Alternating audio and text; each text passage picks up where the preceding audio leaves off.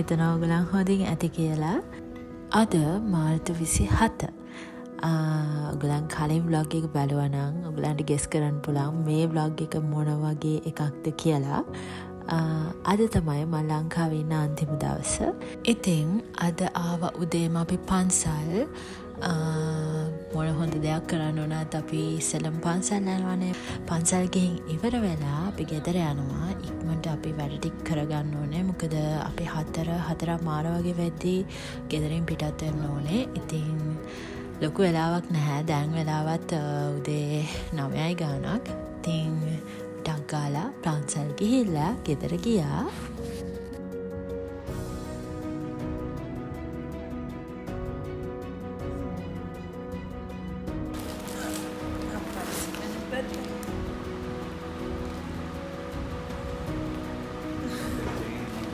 නෑ හරිනේ.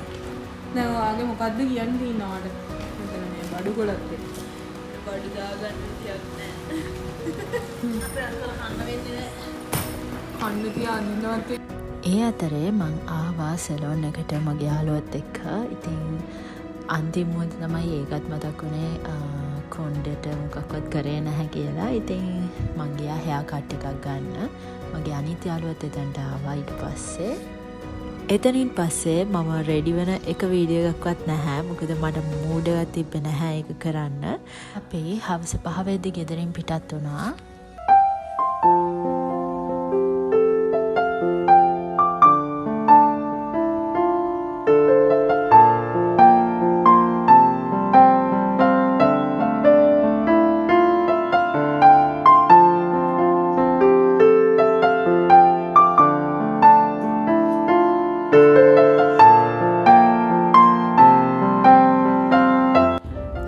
මේ සිටුවේෂන් එක ගැන රට ගිහින් තියෙන කට්ටිය හොඳටම දන්නවා ඇති. ඒක කොච්චර අමාරුද කියන එක. මොකද ගෙදර අය යාළුවෝ එතකොට අවුරුදු ගාණක් හිටපු රට දාලා යනවා කියන එක කොච්චර අමාරුද කියලා ඔයගලන්ට හිතා ගන්න පුළුවන්. ඉතින් මේ මොහොත මට මගේ ජීවිතේ කවදාවත් අමතක වෙන්නේ නැහැ. ඒ තරමට අපිට දුකයි. ගෙදර අයට වගේ මට ගොඩක් දුකයි. තනියෙන් ඉන්න ඕනේ, තනියෙන් හැම දෙයක්ම කරගන්න ඕනේ. ඉතින් ඒක ජීවිතේ ඉතින් එක චැලෙන්ජ් එකක්, ඒක එක්ස්පීරියන්ස් එකක්. ඉතින් කොහොම හරි අපි එයාපෝට් එකට ආවා හවස 7 වගේ වෙද්දී. ලොකු වෙලාවක් ඇත්තටම තිබ්බේ නැහැ ගෙදර අයත් එක්ක ඉන්නත් එතන. අනිත් එක මයින්ඩ් එකේ කිසිම දෙයක් නැහැ. ඉතින් දුක විතරයි තිබ්බේ. ඉතින් බෑන්ඩ් තේරෙනවාද මම මොකද්ද කියන්නේ කියලා.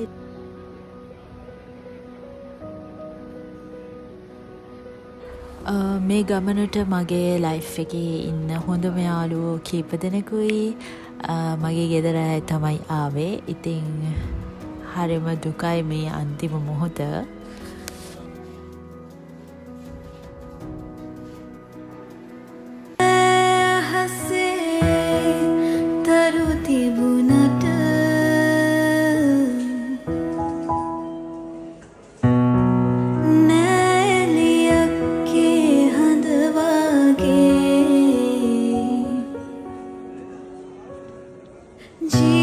ජීවිතයට මොනවා තිබුණත්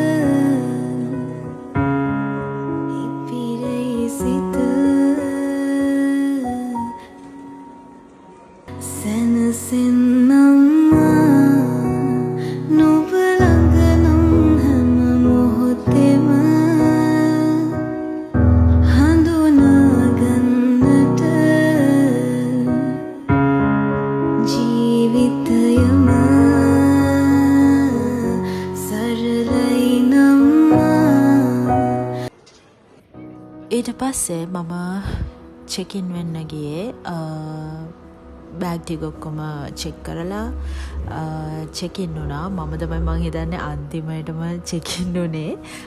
ටිකක් පරක් වුණා ගෙදර ඇත් එක්ක කාලය ගත කරද්දී. දැන් මේ යන්නේ ඉමිග්‍රේෂන් එකට. එතන වැඩේ ඉවර කරලා බෝඩ් වෙන්න තමයි තියෙන්නේ. මේ වෙලාවෙත් මගේ ඔළුවේ කිසිම දෙයක් නැහැ. මං කොහොමද මේක කරන්න කියලාවත් මගේ අයිඩියා එකක් නැහැ. මගේ ෆ්ලයිට් එක තමයි Turkish Airlines. මට ෆ්ලයිට් එක තිබ්බේ රෑ 9:55ට. ඉතින් මං ওই ටිකත් කරගෙන වැඩ ටික බෝඩ් වෙන්න තමයි දැන් යන්නේ. හිතේ බරයි, බෑග් එකේ බරයි, ජැකට්ුයි ඔක්කොම මම තියාගෙන දැන් මේ යනවා. කොහොම හරි මේක කරන්න ඕන නිසා සීට් එක හොයාගන්නත් ඕනේ. මගේ ෆස්ට් ටයිම් තමයි මං ෆ්ලයිට් එක යන්නෙත් වගේම ගෙදර අය නැතුව තනියෙන් මේ වගේ ලොකු ගමනක් යන්නෙත්. ඉතින් ඒ නිසා මං පොඩක් එක්සයිට් වෙලා හිටියේ. මං පොඩක් කන්ෆියුස් වෙලා හිටියේ. දැන් මම මේ සීට් එක හොයාගන්නවා කොහොම හරි.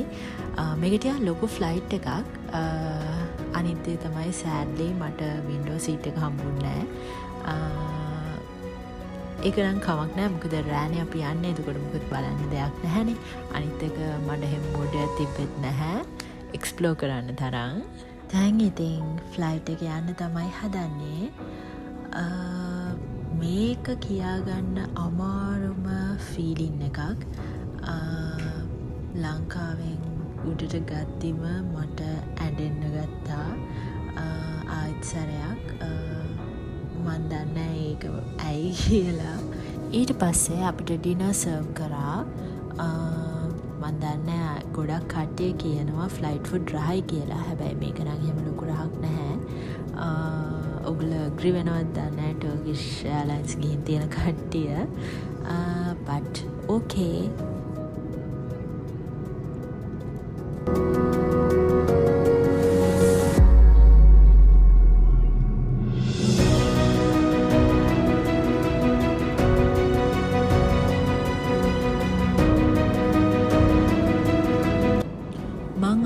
පොඩ්ඩක් රිෆ්‍රෙෂ් වෙන්න. මොකද එක දිගටම ඉඳගෙන ඉඳලා මට මාරම අමාරුයි. දත් මැදලා පොඩක් හොදලා ඒ ටික කරගන්න ආවා. මොකද තව පැයකින් විතර අපි ඉස්තාන්බුල් වලට යනවා. ෆස්ට් ෆ්ලයිට් එකේ මට පැය 9ක 10ක විතර දුරක් යන්න තිබ්බේ. ඊට පස්සේ ට්‍රාන්සිට් එක තියෙනවා පැය 4මාරක්. ඒක තියෙන්නේ ඉස්තාන්බුල් වල.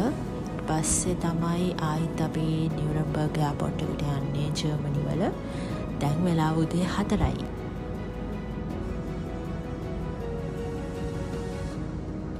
ඊට පස්සේ අපිට හම්බුණා බ්‍රෙක්ෆාස්ට් එක.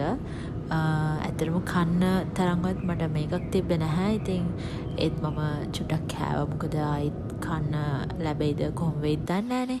සෝ දැන් අපි මේ ඉස්තාන්බුල් එයාපෝට් එකේ ඉන්නේ. එතනින් ට්‍රාන්සිට් එක තියෙන්නේ. ඉතින් ওই විදිහට තමයි මගේ ගමන පටන් ගන්නේ.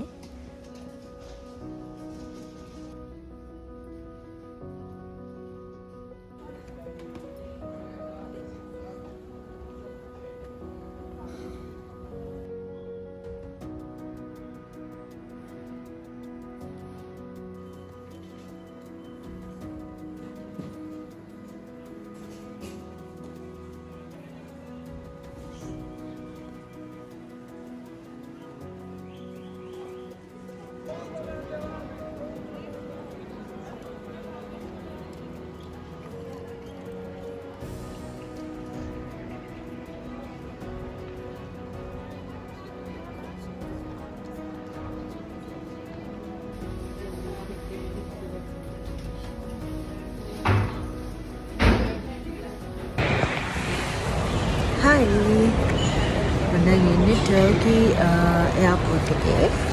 ඉස්තාන්බුල් එයාපෝට් එකේ sorry. දැන් අපි බෝඩ් වෙන්න යන්නේ.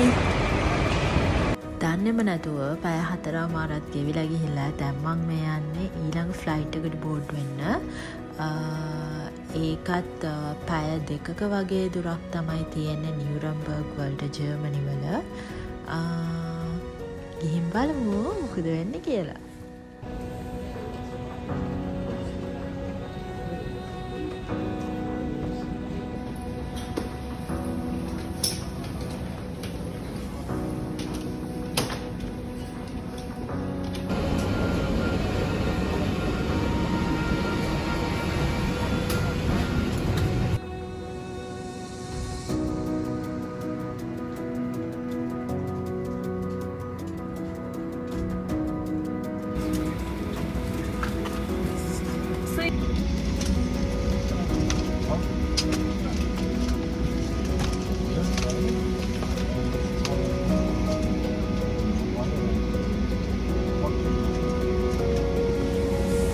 මේ ෆ්ලයිට් එකෙත් අපිට බ්‍රෙක්ෆස්ට් හම්බුණා. ඒ බන් එක නම් ගොඩක් රහයි. අනිත් ඒවා නම් එච්චර දෙයක් නැහැ. මේ තියෙන ඉස්තාන්බුල් ඉඳන් නිව්රම්බර්ග් වලට තමයි යන්නේ. පැය 2ක වගේ දුරක් තියෙන්නේ. ඉතින් යා ගිහින් බලමු.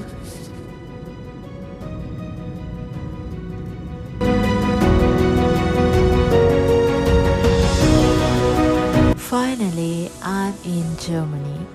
I'm so happy and I'm so grateful. මේක ගොඩාක් කලින් මගේ හිතේ තිබ්බ hope එකක්. ඉතින් ඒක කොහොමහරි ඇත්තක් වුණා. ඉතින් සතුටුයි. ඒත් හරිම අමාරු ගමනක් මේක. දැන් මම මේ එළියට ඇවිල්ලා බෑග්ස් එනකන් ඉන්නේ. ඇත්තටම මං හිතුවේ මගේ බෑග් එක මොකක් හරි වෙලා තියෙයි කියලා, බට් හොඳ වෙලාවට එහෙම මොකුත් වෙලා තිබුණේ නැහැ. දැන් අපි යනවා ඌබාන් එකෙන් බන්හොෆ් එකට. මෙතන මගේ යාළුවෝ කට්ටියක් ආවා අපිව පික් කරන්න. ඉතින් එයාලත් එක්ක දැන් යනවා නිව්රම්බර්ග් වලට. නිව්රම්බර්ග් වලින් තමයි ට්‍රේන් එක ගන්නේ අපි ඉන්න සිටි එකට යන්න. ටිකටම එකතු වෙලා ඉන්න. මොකද වෙන්නේ කියලා බලන්න. මමත් full excited මේක ඔයාලත් එක්ක share කරගන්න. ඉතින් මටත් අලුත් අත්දැකීමක්. මගේ ජීවිතේ turning point එක තමයි මේක. we'll see මොකද වෙන්නේ කියලා. Hi, කොහොමද? අලුත් තැනකින් එකතු වෙන්නේ. ලන්දීටම දකින්න ඇති කොහොමද ආවේ කියලා. ඔක්කොම ගොඩක් දිග ගමනක්, මහන්සි දුකයි හැමදේම තියෙනවා. අලුත් එක්ස්පීරියන්ස් එකක්. ඉතින් සතුටුයි. ඒත් තාම ඔළුව එකට අරගෙන නැහැ. එකපාරට ඒක සෙටල් කරගන්න අමාරුයි. ඉතින් මගේ රූම් එකට තමයි ආවේ. එනහැටි ඔයගොල්ලෝ දකින්න ඇති. මම ඔක්කොම මේක ඕවර් කරාට පස්සේ ඔයාලට පෙන්නන්නම්. දැන් පොඩක් ඔක්කොම අවුල් වෙලා තියෙන්නේ. ඉතින් ඒ ටික හදාගත්තට පස්සේ ඔයාලට පෙන්නන්නම් මගේ රූම් එක කොහොමද කියලා. දිගටම ඉතලා ඉන්න. ඊට පස්සේ මම ටක් ගාලා මගේ රූම් එක අස් කරන්න ගත්තා. පටු ටික ඔක්කොම. Hi. දැන් තමයි ඔක්කොම අස් කරලා ඉවරුනේ. මම ඔයාලට රූම් ටුවර් එක ඊළඟ වීඩියෝ එකකින් පෙන්නන්නම්. මාර මහන්සියක් දවස. ගොඩාක් අමාරු දුක හිතන මාර පුදුම දවසක්. ඉතින් මං හිතනවා ඔයගොල්ලෝ මේ වීඩියෝ එකත් කලින් ඒවා වගේම එන්ජොයි කරන්න ඇති. දිගටම එකතු වෙලා ඉන්න මාත් එක්ක තව ගොඩාක් ලස්සන දේවල් ඔයගොල්ලෝ ෂෙයා කරගන්න තියෙනවා. ඉතින් අද අලුතෙන් ජොයින් වෙන කෙනෙක් නම් ඔයගොල්ලන්ව ගොඩාක් ආදරෙන් පිළිගන්නවා. සබ්ස්ක්‍රයිබ් කරලා නැත්නම් අනිවාර්යයෙන්ම සබ්ස්ක්‍රයිබ් කරන්න. තවත් මේ වගේ ලස්සන වීඩියෝ එකකින් හම්බ වෙනකන් ඔයගොල්ලන් සතුටින් පරිස්සමින් ඉන්න. ගිහින් එන්න. බයි.